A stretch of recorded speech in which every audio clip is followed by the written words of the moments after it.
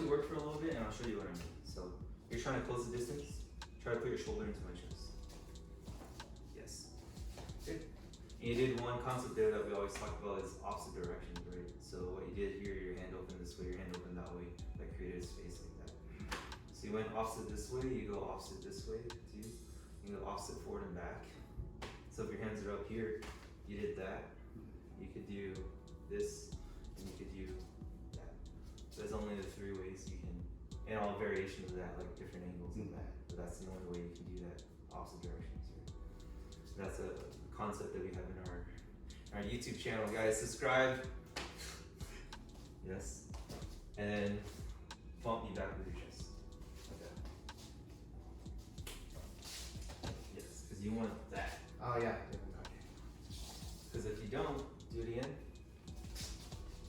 Right? I still have my center.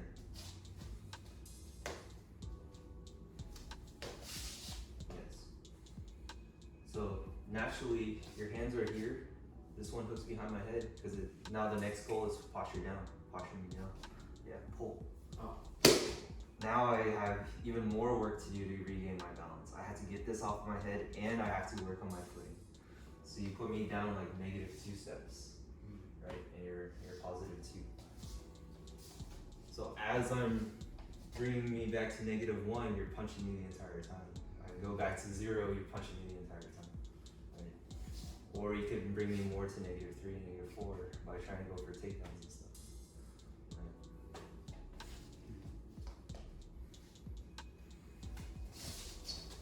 Yeah. See, so now my option here was regain my posture, or I could start dropping. Right? There's only it's only 1 or 2 things. I go over you or go under you when I'm compromised on that. Or I shove, right? So from here, you're taking me back, and I'm like, oh crap, he's gonna take me down. Shove, make distance, reset. Okay. Right. That makes sense. Sounds like the likelihood of the other person thinking that right now is low.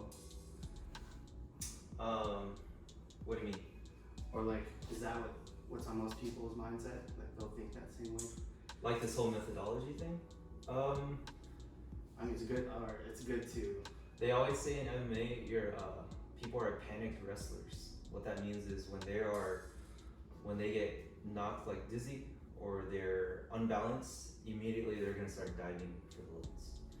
And it's a natural human reaction. You have to train that out of you.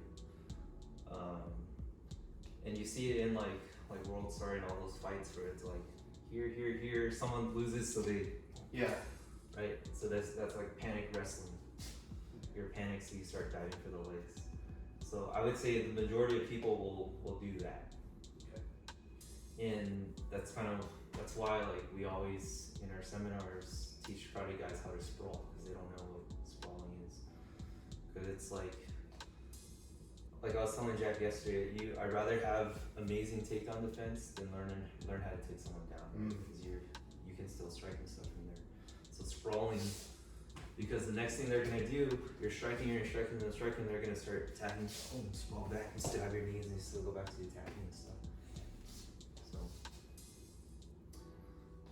So let me mess with you a little bit. Okay, guard up. So I'm gonna mess with your posture, and I'm gonna continuously work on breaking down your posture, right? So your goal is to either shove away to reset, or maintain your posture, or if you can, grab my leg. Cool. Okay. There's 1 of 3 things that you can try to do. Just try to survive. Survive by shoving, by going under, or going over. Yeah. Cool. Okay. It's just a drill response, right?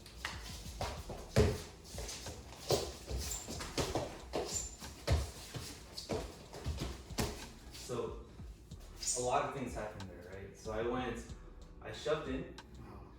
You maintain your posture great, so then I started messing with your feet. And then that brought you down. So I was able to go over the top. Right, so that was like 4 concepts in 1. But that's an exchange, right? So being able to develop touch sensitivity to react to that that quickly, that's kind of the goal. Because most karate guys, they're gonna shove in, and they're like, oh crap, he's pushing back, push you. Oh yeah. Right. So then you get tired in like 30 seconds or 10 seconds, and then he takes over the fight.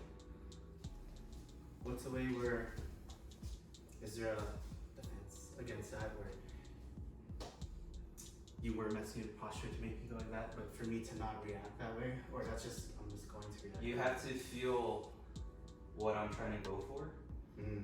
and then there are counters to everything. So first things first, I shoved in, I felt you were maintaining your posture, so I started messing with your feet, right? Yeah.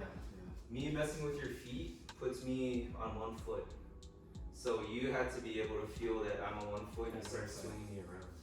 So look, if I do this and I kick your feet like that, feel this, and now grab onto me and pull me this way.